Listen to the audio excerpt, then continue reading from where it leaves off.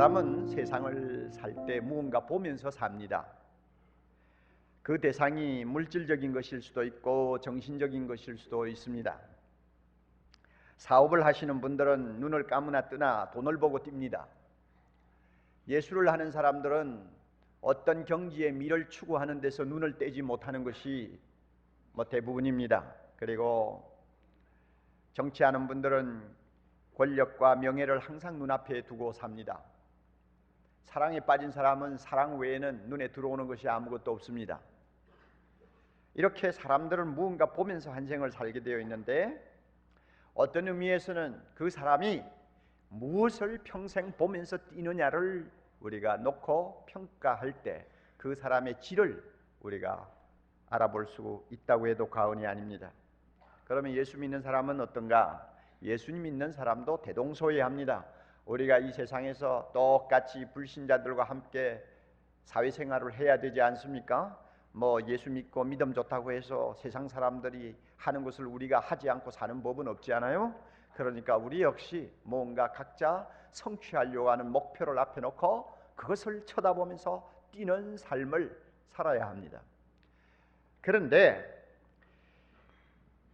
세상 사람에 비해서 정말 우리 예수 믿는 사람에게 다른 것이 하나 있습니다. 그것이 뭐냐면 하나님을 볼 수 있는 눈을 가지고 있다는 것입니다. 이것은 육신의 눈을 이야기하는 거 아닙니다. 정신적인 눈을 이야기하는 거 아닙니다. 이것은 마음의 눈을 가리켜서 하는 말입니다. 성령께서 우리 마음의 눈을 열어서 예수님을 나의 구주로 고백하게 하는 것을 일컬어서 소위 거듭나는 사건이라고 말합니다. 성령이 우리를 거듭나게 하십니다. 그래서 주님이 말씀하셨죠. 내가 진실로 진실로 너에게 이르노니 사람이 거듭나지 아니하면 하나님 나라를 볼 수 없느니라. 이 말씀을 바꾸면 누구든지 성령으로 거듭나면 하나님 나라를 볼 수 있느니라. 이 보는 눈은 무슨 눈을 가리킵니까? 심령의 눈을, 마음의 눈을 이야기합니다. 마음의 눈이 열려요. 하나님 나라를 본다는 말은 예수님을 본다는 말이요, 예수님을 본다는 말은 하나님을 본다는 말입니다. 하나님을 보는 사람이 됩니다. 오늘 우리가 읽은 말씀도 그렇지 않습니까? 마음이 청결한 자는 복이 있나니 저희가 하나님을 볼 것이요, 마음으로 하나님을 본다 그 말입니다. 마음의 눈으로 하나님을 보는 것은 복되고 행복하다, 주님께서 말씀하시는 것입니다. 우리에게 이 마음의 눈이 있습니다. 예수님께서 제자들 보고 이런 말씀을 하셨죠. 이것은 우리 자신을 보고 하는 말씀입니다. 마태복음 13장 16절, 너희 눈은 봄으로 복이 있다. 너희 눈은 들음으로 복이 있다. 너희는 봄으로서 복이 있다. 그 본다는 눈이 뭡니까? 마음의 눈을 이야기합니다. 자, 그런데요, 다 여러분 이해를 하시겠지만 마음의 눈으로 본다는 걸 조금 더 설명할 필요가 있다고 생각합니다. 아는 것 같아도 이 굉장히 어려운 이야기입니다. 어려워요? 안 어려워요? 성가대 대답하세요. 어렵죠? 예, 어려워요. 보통 어려운 거 아니에요. 예, 어떻게 보면 저 자신도 모르는 소리를 하는지도 몰라요. 참 설명하기가 어려워요. 하나님을 본다. 조금 더 우리가 보충적인 설명이 필요합니다. 이 본다라는 것은 우리가 거룩하시고 영이신 하나님을 인격적으로 인지하고 경험하는 심오한 영적 세계를 표현할 때 쓰는 말입니다. 하나님이 거룩하시잖아요. 하나님이 영이시죠. 우리가 가까이 접근할 수도 없고 우리 몸의 눈을 가지고 파악을 할 수 없는 초월적인 존재입니다. 이 초월적인 존재를 우리가 인격적으로 경험하고 인지하기 위해서 무언가 말이 필요해요. 표현이 필요해요. 이것을 놓고 본다 하는 말을 씁니다. 성경에 보면 하나님을 본다는, 소위 본다는 이 용어와 그에 비슷한 의미로 사용하는 말이 또 하나 있습니다. 그것은 안다 하는 말입니다. 하나님을 안다. 어떤 의미에서는 하나님을 본다, 하나님을 안다 하는 이 두 말은 거의 동일한 의미로 사용될 경우가 자주 있습니다. 그 예를 하나 제가 들죠. 여러분 지금 찾을 수 있습니까? 빨리 찾아보세요. 에베소 1장 17절 18절입니다. 신약 성경 311페이지를 펴시면 됩니다. 에베소 1장 17절 18절 참 어려운 말씀입니다. 19절까지 우리가 읽겠는데요, 한 목소리로 한번 읽으면서 성령의 깨닫게 하심을 여러분이 좀 받으시기를 바랍니다. 우리 주 예수 그리스도의 하나님 영광의 아버지께서 지혜와 계시의 정신을 너희에게 주사 하나님을 알게 하시고 너희 마음 눈을 밝히사 그의 부르심의 소망이 무엇이며 성도 안에서 그 기업의 영광의 풍성이 무엇이며 그의 힘의 강력으로 역사하심을 따라 믿는 우리에게 베푸신 능력의 지극히 크심이 어떠함을 너희로 알게 하시기를 원하노라 그랬죠. 사도 바울이 지금 로마 감옥에 갇혀 있습니다. 그곳에서 그가 사랑하는 에베소 교인들을 위해서 아침이고 저녁이고 그 차가운 돌바닥 위에 무릎을 꿇고 엎드려서 눈물을 흘리며 간절히 기도하는 내용이 바로 이것입니다. 그런데 이 내용을 가만히 보면 참 놀라운 말씀이 들어있어요. 에베소 교인은 이미 예수 믿는 신실한 성도들입니다. 그들은 하나님을 보는 눈이 있습니다. 하나님을 보고 사는 사람입니다. 그럼에도 불구하고 바울은 뭐라고 기도하느냐? 하나님이여 계시와 지혜의 성령을 에베소 교인들에게 허락하셔서 마음의 눈을 열어주시고 하나님을 알게 해주시옵소서. 우리에게 구원을 주신 예수님을 알게 해주시옵소서. 우리에게 능력을 주시는 성령을 더 알게 해주시옵소서 하고 간절히 기도하고 있습니다. 그런데요, 재밌는 말은 뭐냐면 마음의 눈을 밝혀서 보게 해달라는 말이 정상입니까? 알게 해달라는 말이 정상입니까? 눈을 열어서 보게 해달라고 해야 그 말이 앞뒤가 통하지 않아요. 그럼에도 불구하고 보게 해달라고 하지 않고 뭐라고 해요? 더 알게 해달라고 그러잖아요. 이것은 뭘 의미하느냐? 마음의 눈으로 본다는 말이나 안다는 말이나 별 차이를 두지 않는다는 이야기입니다. 그러므로 여러분 본다 하는 것을 이상하게 생각지 마세요. 우리의 마음으로 하나님을 깊이 인지하고 경험하면 벌써 보는 거예요. 또 우리가 마음의 눈으로 하나님을 가득히 볼 수만 있다면 우리는 그분을 아는 거예요. 이렇게 놓고 볼 때 우리가 하나님을 알면 알수록 마음의 눈은 더 밝아집니다. 하나님을 더 가까이 보게 됩니다. 모르면 모르는 것만큼 하나님은 희미하게 보이고 작아 보입니다. 성경 말씀을 깊이 깨닫고 하나님의 말씀을 마음에 가득히 담고 있는 사람은 벌써 하나님을 아는 상당한 영적 지식을 갖고 있어요. 그 사람은 모르는 사람에 비해서 훨씬 더 하나님을 가까이 보고 크게 봅니다. 사실이요. 그러므로 아는 것과 보는 것은 떼놓을 수 없는 관계입니다. 이런 이유 때문에 예수를 잘 믿는 에베소 교인을 위해서 더 알게 해달라고 기도하는 것입니다. 하나님을 더 알게 해달라고 간절히 기도하고 있는 것입니다. 여러분, 우리에게 이 기도가 얼마나 필요한지요. 날마다 이 기도가 얼마나 우리에게 필요한지요.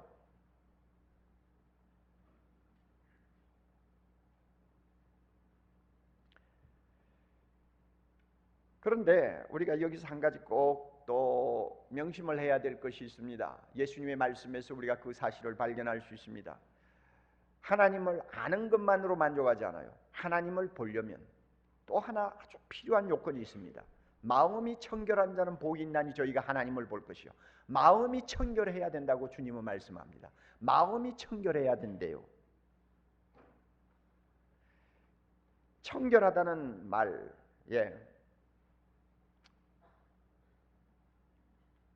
두 가지 뜻이 있습니다. 우선 그 말 그대로 깨끗하게 하는 것을 말합니다. 우리 이 몸에 있는 눈은 하루에 한 25,000번 깜빡거린다고 그래요. 깜빡거리면서 뭘 하느냐? 눈물 샘에서 나온 깨끗한 액을 가지고 우리의 안구를 계속 씻는 것입니다. 그래서 자그마한 먼지 하나라도 남아있지 않도록 깨끗하게 씻어내요. 그렇기 때문에 우리가 밝게 만물도 보고 사람도 보고 글도 보고 하는 것입니다. 청결이라고 하는 말은 뭐냐? 우리 눈을 이처럼 닦는다는 말입니다. 깨끗하게 한다는 말입니다. 여러분, 우리는 경험적으로 잘 알고 있지 않습니까? 죄는 마음을 자주 더럽게 한다는 사실요. 여러분, 남을 미워해 보세요. 마음이 침침해지고 그렇게 되면 하나님이 점점 흐릿하게 보입니다. 한번 미워해 보세요. 증오를 가지고 한번 여러분 다른 사람을 대해 보세요. 마음이 달라져요. 용서하지 못하는 마음 가지고 계속 여러분 마음에 미움의 불길이 타오르면요, 그 마음의 눈은 어두워집니다. 누가 안 보입니까? 하나님이 안 보여요. 음욕을 품어보세요. 지나가는 여자, 잘생긴 여자 볼 때마다 뭔가 이상한 생각하면서 마음에 흥분을 한번 해보세요. 벌써 그것은 마음이 더러워지는 것이거든요. 누가 안 보여요? 하나님이 안 보여요. 안 보입니다. 아무리 하나님을 알고 있어도요, 더러워지면 안 보여요. 아무리 우리가 눈을 갖고 있어도 눈이 뭔가 덮이면 아무것도 안 보여요. 거짓말을 함부로 해보세요. 하나님을 옆에 두고도 못 봅니다. 마음이 더러워졌기 때문에 그래요. 청결함의 두 번째 의미가 또 하나 있습니다. 마음이 갈리지 아니하는 것을 청결이라고 합니다. 다시 말하면 이중적이 아닌 마음, 위선적이 아닌 마음이 청결입니다. 이제 앞으로 우리가 함께 은혜를 받으려고 합니다마는 마태복음 6장 22절쯤 넘어가면 주님께서 이런 말씀을 합니다. 사람이 두 주인을 섬길 수 없다. 한 사람을 중히 여기든지 한 사람을 경히 여기든지 그래야지. 두 사람을 똑같이 섬길 수가 없다. 마찬가지로 하나님과 재물을 사람이 동시에 섬길 수 없느니라. 그 말씀을 하면서 바로 앞에 보면 뭐가 있는지 알아요? 눈이 어두우면 온몸이 어둡다. 눈이 밝으면 온몸이 밝다. 그러면서 두 주인 섬기는 문제를 이야기합니다. 이것은 뭘 의미하느냐면 마음이 갈리면은 하나님이 안 보인다는 이야기입니다. 하나님에게 마음 좀 주었다가 또 세상에 나와서는 돈에 마음을 주고 하나님을 똑바로 보아야 될 신령한 영안을 가지고 세상적인 잘못된 것들을 추구하면 벌써 마음이 갈려요. 그러면 하나님이 안 보여요. 왜냐하면 청결하지 못해요. 두 가지 생각을 한꺼번에 갖고 있으니까 마음이 하나님 보시기에 청결하지 못한 것입니다. 우리가 눈을 감으나 뜨나 하나님 보면서 살기를 원합니까? 청결해야 돼요. 깨끗이 해야 되고 마음을 갈라놓으면 안 됩니다. 예수님께서는 이렇게 마음을 청결케 해서 하나님을 보는 자는 굉장히 복이 있다고 말씀합니다. 마음이 청결한 자는 복이 있다. 왜냐하면 하나님을 볼 것이니까. 또 말을 바꾸면 마음이 청결해서 하나님을 보는 사람은 정말 행복한 사람이다. 이 세상에서 하나님을 보고 사는 사람만큼 행복한 자가 어디 있느냐 하는 이야기입니다. 우리 모두가 그런 사람이 되어야 합니다. 여러분 한번 생각해 보세요. 눈을 감으나 뜨나 하나님만 눈앞에 가득히 찬 사람, 그 마음을 하나님이 가득히 채우고 있는 사람, 하나님을 바라보고 하나님으로 가득한 사람. 여러분 세상에 이만큼 만족하고 살만한 사람이 어디 있을까요? 천지 만물을 창조하신 여호와 하나님이 내 마음에 가득해요. 인간의 생사화복을 다 좌우하시는 하나님을 밤이고 낮이고 보면서 살아요. 죽은 자도 살리시고 없는 것 가운데 있게 하시는 전능하신 하나님이 항상 내 눈앞에 계세요.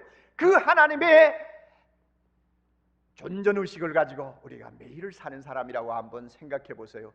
그 사람을 두렵게 할 것이 천하에 어디 있습니까? 하나님이 보이는 사람을 누가 두렵게 만듭니까? 그 사람의 마음에 어떻게 불만이 쌓일 수 있습니까? 모든 것에 모든 것이 되시는 하나님이 그 눈을 가득히 채우고 있는데 무엇이 불만입니까? 그렇잖아요? 그 사람이 어떻게 좌절하고 앉아서 단식할 수 있겠습니까? 하나님 안에는 좌절이 없어요. 절망이 없어요. 그 하나님을 보면서 사는데 그 사람을 누가 끌어안혀서 단식하게 만들겠습니까? 그렇지 않아요. 그러니까 주님이 하나님을 보는 자 복이 있다, 행복하다 이렇게 말씀하는 것입니다. 우리 모두가 좀 이런 삶을 살았으면 좋겠습니다. 사랑하는 형제자매 여러분, 이거는 추상적인 이야기가 아니에요. 저는 솔직히 난 놓고 기억자도 제대로 모르시는 옛날 부모님들이 날마다 살아계신 하나님을 마음의 눈으로 보면서 그 하나님 때문에 세상적인 것은 갖추지 못한 것이 너무 많음에도 불구하고 항상 만족하고 감사하고 웃고 찬송하고 사는 것 전 너무 많이 봤어요. 추상적인 말이 아니에요.